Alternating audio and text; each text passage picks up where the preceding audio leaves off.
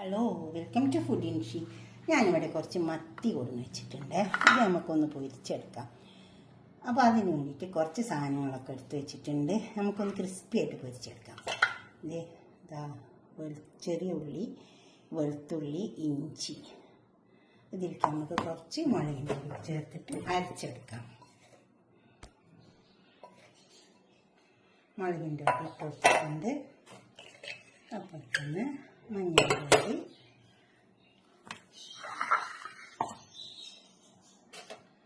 മുളക്, മഞ്ഞൾ, പെരുംജീരകം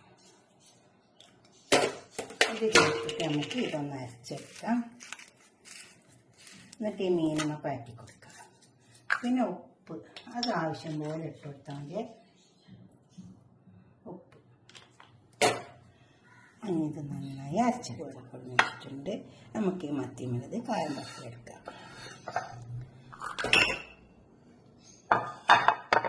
ഇച്ചിരി പുളി ഒഴിച്ചു കൊടുക്കാം.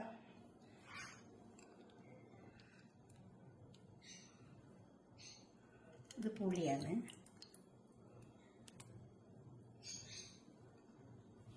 പുളി പിഴിഞ്ഞ് വെച്ചത് കുറച്ച് ഒഴിച്ചു കൊടുത്തിട്ടുണ്ട്. ഇത് നന്നായി ഒന്ന് ചേർത്തെടുക്കാം.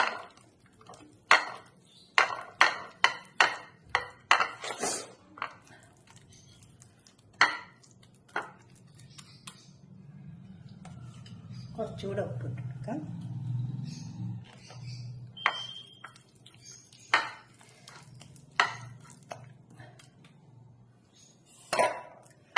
ഇനി നമുക്കിത് മത്തിയിലേക്ക് പരത്തിയെടുക്കാം. മത്തിയിലേക്ക് ഇത് ഇട്ടെടുക്കാം. നന്നായി പരത്തിയെടുക്കാം.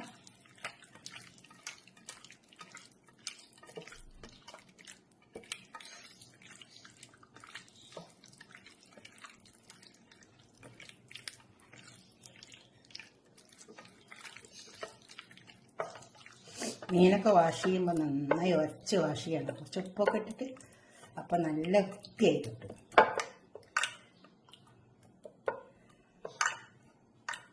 ഇതൊക്കെ പരത്തിയെടുത്തിട്ടുണ്ട്. ഇത് പൊരിച്ചെടുക്കാം. ഇത് ഞാൻ കുറച്ച് കോൺഫ്ലവർ കലക്കിയെടുത്തിട്ടുണ്ട്. ഇതിൽ മുട്ടിട്ട് മത്തി പൊരിച്ചെടുക്കാം. അപ്പം നല്ല ക്രിസ്പി ഉണ്ടാവും, നല്ല ടേസ്റ്റ് ഉണ്ടാവും.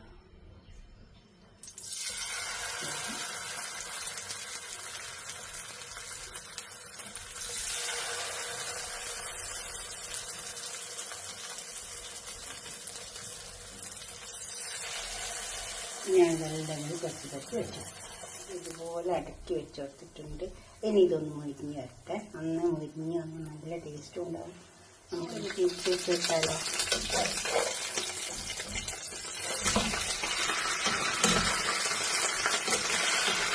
ഇതൊക്കെ തിരിച്ച് വെച്ചിട്ടുണ്ട്.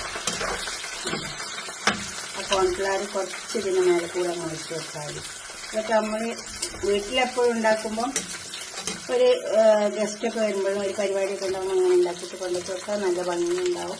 അതിന് കുറച്ച് തക്കാളി ഉള്ളിയൊക്കെ ഇതിൻ്റെ അകത്തൊക്കെ വെച്ച് വെച്ചാൽ ഒന്ന് ഡെക്കറേറ്റ് ചെയ്ത് വെച്ചാൽ നല്ല ഭംഗിയുണ്ടാവും. അത് നല്ലോണം മുരിയൊക്കെ നല്ല മുരിയാണ്. ഇതുപോലെ ഒന്ന് ഉണ്ടാക്കി വെക്കണം നിങ്ങൾ. ഇനി ഇത് നമുക്കൊരു പാത്രത്തിലേക്ക് മാറ്റാം. ഇതുപോലെ ഇങ്ങനെ മാറ്റി ഉണ്ടാക്കി വയ്ക്കാം. ഞാനൊന്ന് മത്തിയിലാക്കിയിട്ട് നിങ്ങളുടെ അഭിപ്രായ നിർദ്ദേശങ്ങളൊക്കെ ഒന്ന് കമന്റ് ബോക്സിൽ അറിയിക്കുക. അപ്പോൾ തന്നെ ലൈക്ക് ചെയ്യുക, സബ്സ്ക്രൈബ് ചെയ്യാത്തവരൊക്കെ ചെയ്യുക, ഷെയർ ചെയ്ത് കൊടുക്കും വേണം.